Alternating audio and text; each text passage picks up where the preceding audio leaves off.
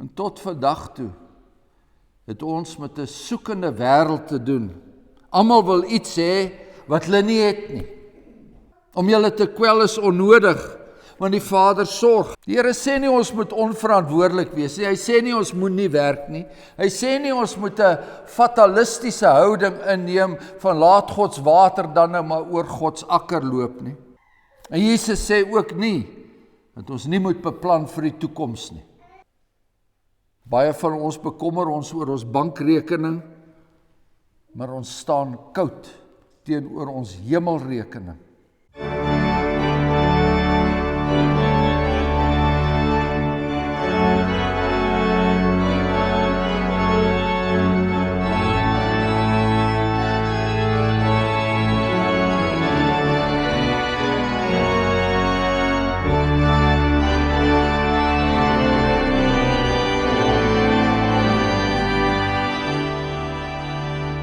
Kom ons bid saam. Driemaal heilige God, Vader, Seun en Heilige Gees. U is die God wie se oë nie net die hele aarde deurloop nie, maar u neig ook u ore tot u volk. En daar waar hulle roepstem soos die kinders in Egipte land opstyg tot u, daar hoor u hulle klagte. En daar waar die pleitrede van u dogter Hanna optrek na u toe, daar hoor u, Hemelse Vader, daar hoor u die stem van 'n enkele vrou. En daar waar die lofliedere van 'n Paulus en 'n Silas in die tronk tot u opstyg, daar hoor u daardie lofliedere. En daarom kan ons met vrymoedigheid ook vandag na u toe kom, met ons gebede, met ons versoeke. U is die God wat u ore neig tot dit wat ons vra en dit wat ons nodig het. En u is die God wat ryklik voorsien, dwars deur ons lewens baie meer as wat ons voorvra. Ons het gevra vir sondevergifnis. En u het u Seun Jesus Christus geskenk, nie net vir ons sondes nou hier en op hierdie dag nie, maar tot in ewigheid. Baie, baie meer as wat ons gevra het. Want u weet wat ons nodig het.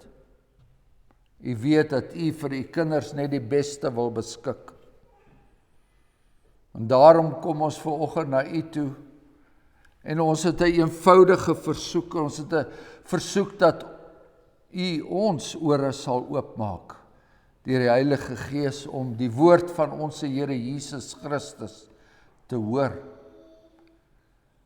En dat ons daardeur vertroos sal word en versterk sal word en bemoedig sal word en vermaan sal word. Want dit is wat u volk nodig het. Bemoediging, versterking, vertroosting en vermaning. En ons bid, Hemelse Vader, dat hierdie woord in ons harte sal bly elke dag. Want ons bly in dae wat boos is en ons bly in dae wat vol onsekerheid is. Dat ons dan hoor wat die Heilige Gees vir ons sê deur die Here se apostels en evangeliste. In die naam van ons Here Jesus Christus vra ons dit. Amen.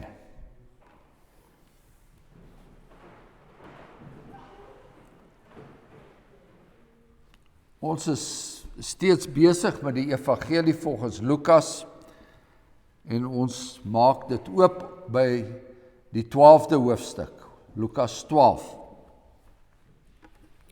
Nou in Lukas 12 vanaf vers 13 vertel die Here Jesus die gelykenis van die ryk dwaas, hoe daar 'n man was met wie dit baie goed gegaan het, maar sy lewe het bestaan uit die oorvloed van sy besittings. En hoe dat hy by homself geredeneer het en gesê het, wat sal ek doen, want ek het geen plek waar ek my oes kan insamel nie. Dit gaan alles oor sy oes, dit gaan alles oor dit wat hy moet doen om nog meer te hê. En dan sal hy sy skure afbreek en nog groter bou, sê hy, en uiteindelik sal hy vir sy siel sê, siel, jy het baie goed wat weggesit is vir baie jare, neem, rus, eet, drink en wees vrolik. Maar God het toe aan hom gesê, jou dwaas, in hierdie nag sal hulle jou siel van jou afhuis, en wat jy gereed gemaak het, wie sin sal dit dan wees? En so gaan dit met hom wat vir homself skatte vergader en nie ryk is in God nie. En dan praat die Here Jesus oor die sorge van die lewe. En hy het aan sy disippels gesê, dis vers 22, daarom sê ek vir julle, moenie julle kwel oor julle lewe, oor wat julle sal eet of oor julle liggaam wat julle sal aantrek nie. Die lewe is meer as die voedsel en die liggaam as die klere. Kyk na die kraaie, want hulle saai nie en hulle maai nie, hulle het geen voorraadkamer of skuur nie, en tog voed God hulle. Hoeveel meer is julle nie werd as die voëls nie? En wie onder julle kan deur hom te kwel 1 el by sy lente voeg? As julle dan selfs nie die geringste kan doen nie, waarom kwel julle heel oor die ander dinge? Kyk na die lelies, hoe hulle groei, hulle arbei nie en hulle spin nie, en ek sê vir julle dat selfs Salomo in al sy heerlikheid was nie bekleed soos een van hulle nie. As God dan die gras van die veld wat vandag daar is en môre in die oond gegooi word so beklee, hoeveel meer vir julle kleingelowiges. Julle moet ook nie soek wat julle sal eet of wat julle sal drink nie, en julle nie ongerus maak nie. Want al hierdie dinge soek die nasies van die wêreld, en julle Vader weet dat julle hierdie dinge nodig het. Maar soek die koninkryk van God, en al hierdie dinge sal vir julle bygevoeg word. Moenie vrees nie, klein kiddetjie, want julle Vader het 'n welbehae daarin gehad om aan julle die koninkryk te gee. Verkoop julle besittings en gee almoses. Maak vir julle beurse wat nie oud word nie, 'n skat in die hemel wat onuitputlik is, waar geen dief bykom of mot verteer nie. Want waar julle skat is, daar sal julle hart ook wees. Dit is die woord van die Here, en ons lees tot sover daaruit. Lukas 12 vers 31. Soek die koninkryk van God, en al hierdie dinge sal vir julle bygevoeg word. Broers en susters, die evangelies van ons Here Jesus Christus is vol mense wat soek. Josef en Maria soek die seentjie by die Paasfees. Herodes soek ook die kindjie Jesus om hom dood te maak. Die owerpriesters en die fariseërs, hulle soek 'n geleentheid om dieselfde te doen. Judas soek 'n geleentheid om hom oor te lewer. En die skares wat hom volg is self besig om te soek, om Jesus van Nasaret te soek. Party soek brood en party soek genesing, en ander soek weer eer en 'n posisie by hom. Selfs die onreine geeste wat uitgedryf is, hulle is selfsoekend, hulle soek rus, maar hulle vind dit nie. En tot vandag toe het ons met 'n soekende wêreld te doen. Almal wil iets hê wat hulle nie het nie. En so hou die soeke na plesiere, geluk en skoonheid en 'n ewigdurende lewe die mensdom besig jaar in en jaar uit. Maar ook ons as gelowiges, ons sou ook graag meer sekerheid wou hê. Ons soek ook dikwels sekerheid, die sekerheid van versorging met darm die minimum gerief en gemak, sekerheid van brood op die tafel, die beskerming van ons grondregte, gemoedsrus dat ons al ons verpligtinge sal kan nakom, sekerheid dat ons en ons kinders oordentlik aangetrek is en dat hulle skoolgelde betaal is, werksekerheid, gesondheidssekerheid, Nie waar nie? Ook die predikant wat hier voor u staan is deel daarvan. Ook hy is soekende na gemoedsrus op al hierdie gebiede. Ek mag nie, sê die Here Jesus. Ons mag nie soek wat die wêreld soek nie. Soek die koninkryk van God en al hierdie dinge sal vir julle bygevoeg word. Nou positief gestel leer ons uit hierdie gedeelte dat ons uit die koninkryk van God inderdaad 'n kommervrye lewe het. Nie net eendag op die nuwe hemel en die nuwe aarde nie, maar nou leer ons reeds om met volkome gemoedsrus te lewe. Om nou reeds daardie vrede wat alle verstand te bowe gaan, om dit te kan hê. En dan negatief gestel leer die Here ons, moenie julle oor materiële dinge bekommer nie. In die oorspronklike Grieks staan dit nog strenger, hou op om julle oor hierdie dinge te bekommer. Stop daarmee. Te vergeefs dat julle vroeg opstaan, lees ons in Psalm 127. Te vergeefs dat julle laat opbly, te vergeefs dat julle brood van smarte eet, want net so goed gee hy dit aan sy beminde in haar slaap. Om julle te kwel is onnodig, want die Vader sorg, hy het alles gemaak, hy sorg vir die kraaie wat nie die vermoë het om te saai of te maai nie, wat nie skuur of silo's het nie. Hoeveel te meer sorg hy nie vir ons, wat wel daardie vermoë het nie. En dan dink ons hoe wonderlik daardie einste kraaie vir Elia gesorg het, toe hy kos nodig gehad het. Die Here sê nie ons moet onverantwoordelik wees nie, hy sê nie ons moet nie werk nie, hy sê nie ons moet 'n fatalistiese houding inneem van laat Gods water dan nou maar oor Gods akker loop nie. In sy briewe aan die Tessalonisense en elders beveel die Here die broeders om bereid te wees om te werk, om met hulle eie hande te werk. Om daardeur vir hulle self en hulle gesinne en ook die armes te onderhou. En as iemand nie wil werk nie, moet hy nie eet nie. En die Here sê ook nie, ons moet nie behoorlike rentmeesters wees nie. Hy sê nie, ons moet nie by rentmeesters wees van al hierdie materiële gawes wat hy ons gee nie. Net soos ek ook 'n rentmeester moet wees van hierdie liggaam wat hy my gegee het. En Jesus sê ook nie, dat ons nie moet beplan vir die toekoms nie.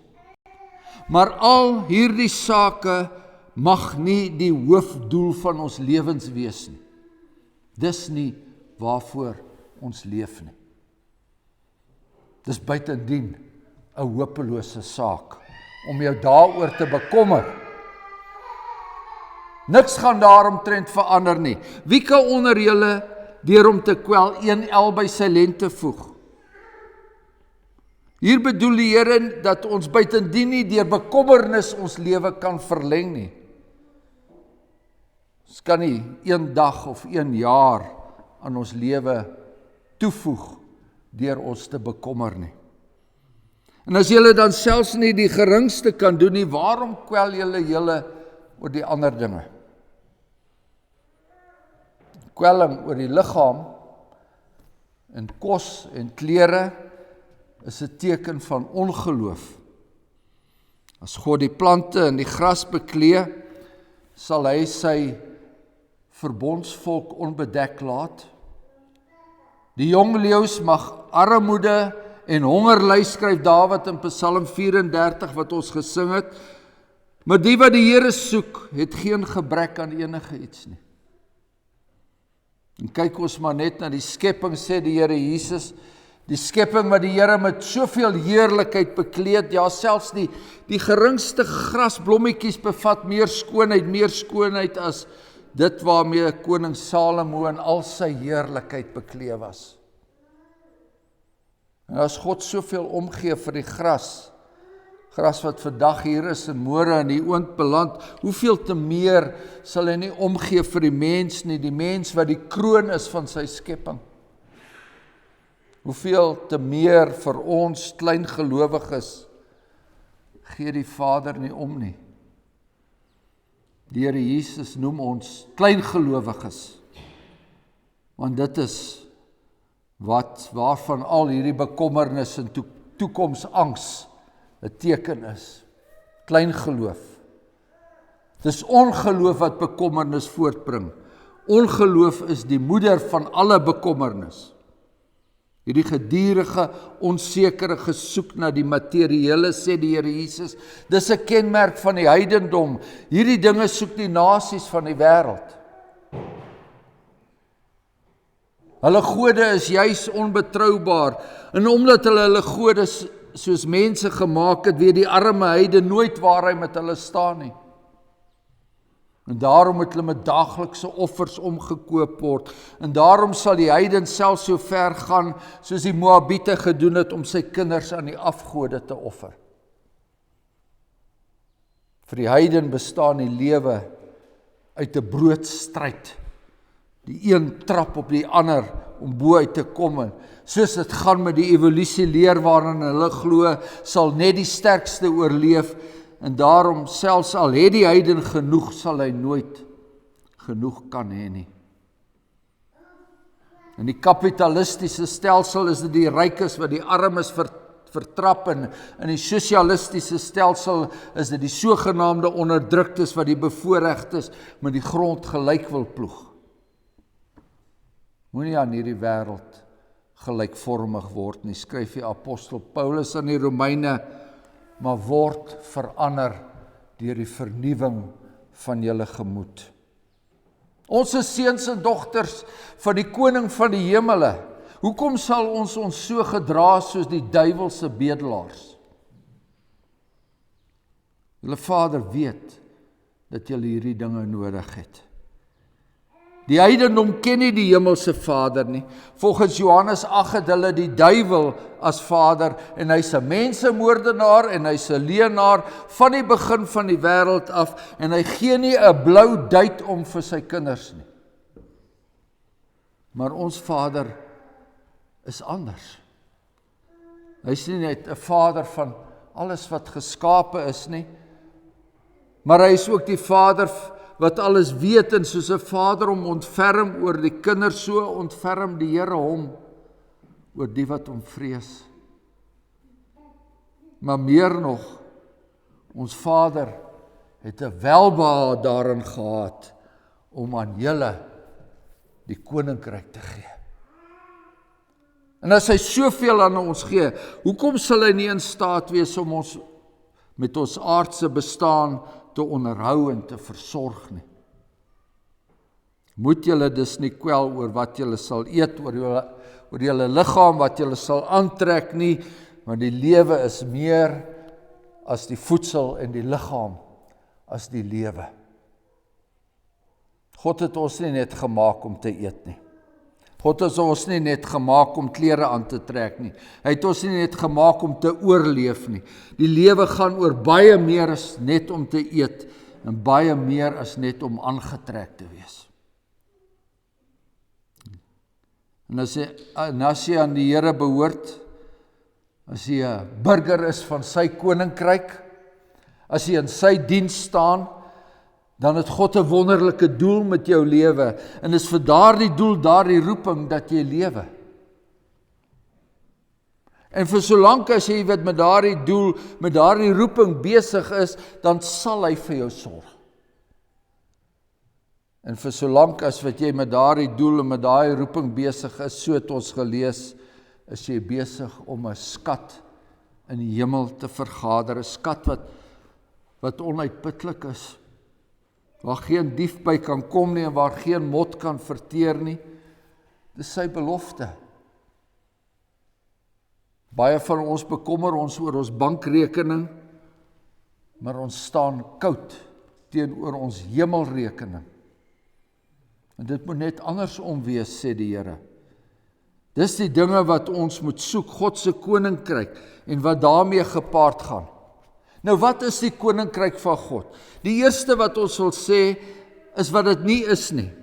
Die koninkryk van God is nie spys en drank nie. So skryf Paulus elders in die Romeine, maar die koninkryk van God is geregtigheid en vrede en blydskap in die Heilige Gees. Ons grootste blydskap moet dus wees om met die Here se dinge besig te wees. Ons moet ons dag begin met die aanroep van sy heilige naam. En ons moet ons verdiep in dit wat sy woord sê. En ons moet hom loof met sy psalms. En ons moet ons dienswerk in die gemeente met oorgawe doen. Almal van ons is soekend, broeders en susters. Die vraag is net, hoe is jy soekend? Soek jy soos die nasies? Of het jy jy hart in die soeke na die koninkryk van God? Die dors na geestelike waarheid. Die honger na die brood van die lewe. Die verlange na God se koninkryk. Dit wat miskien 'n verborge skat in 'n saailand is. Jy weet van daardie gelykenis wat ons hier Here vertel het, wat 'n man gekry het, daardie verborge skat, en toe het hy dit weggesteek en hy het blydskap daaroor. Verkoop hy alles wat hy het en hy koop daardie saailand, of soos 'n koopman wat mooi parels soek, en toe hy daai een kosbare parel kry, gaan hy weg en hy verkoop alles wat hy het en hy koop dit. Die man of die vrou wat die koninkryk van God soek daardie skat van die hart. En dis 'n skat wat nie in woorde omskryf kan word nie. Dis 'n herstelde verhouding met die Here en 'n groeiende oorgawe aan die koning van alle konings. Deur God se groot genade het hy ons verlos. Hy het ons verlos uit die magsgebied van die duiwel, deur Jesus Christus oorgebring in die koninkryk van God. Sal ons nie in 'n groot verwondering meer en meer van hierdie koninkryk soek nie.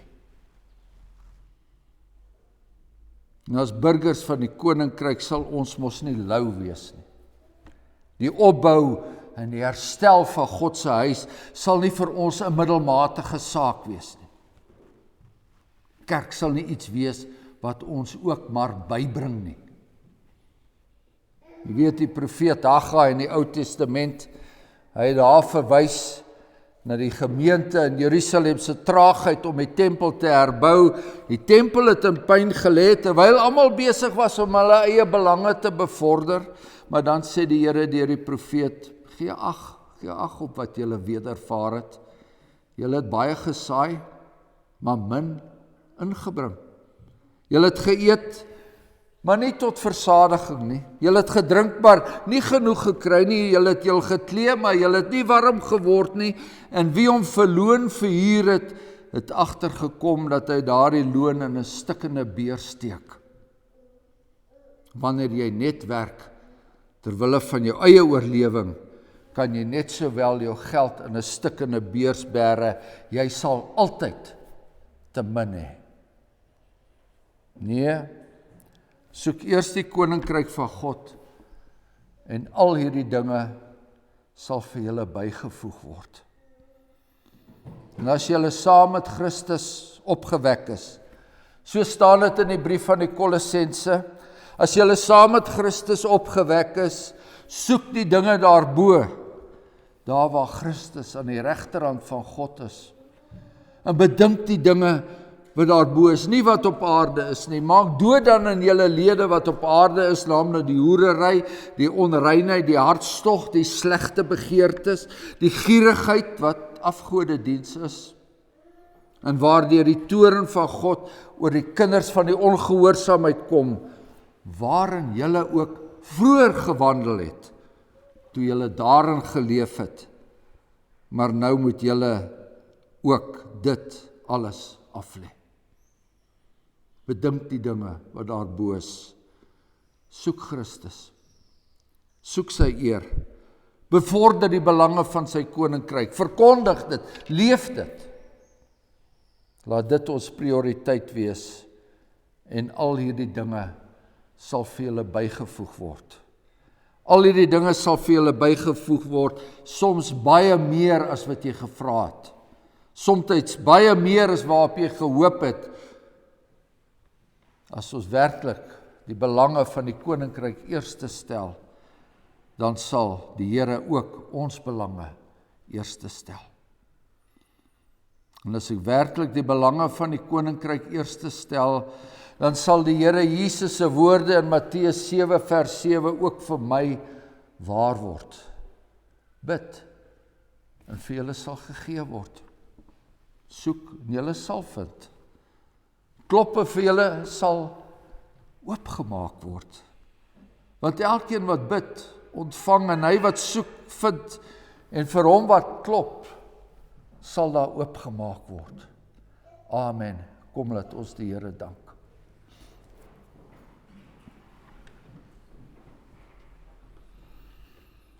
Genadige God en Hemelse Vader, waar sal ons begin om U te dank vir hierdie wonderlike genade wat ons het in die Here Jesus Christus. Hy wat ons oorgebring het uit die ryk van die duisternis na sy koninkryk van die lig. Hy wat ons waardig geag het. Hy wat sy lewe neergelê het in sy wonderlike uitverkiesende genade om vir ons 'n ongelooflike erfenis te beskik. Mag ons belydenis dan wees vanoggend dat die meetsnoere vir ons op lieflike plekke geval het. Dat ons ryklik begenadig is. En mag ander daardie getuienis in ons sien. Dat wat ook al die omstandighede wat oor ons kom en die omstandighede wat oor ons volk in hierdie land kom op hierdie tyd, oor die wêreld kom, dat ons nie saam sing in die koor van klaagliedere wat daar opgaan, maar waarvoor daar geen antwoord is nie, want dit kom uit die hart van 'n ongelowige wêreld. Ons bid dat ons deur die wonderlike liefde en genade getuie sal wees van 'n koninkryk in die naam van ons Here Jesus Christus. Amen.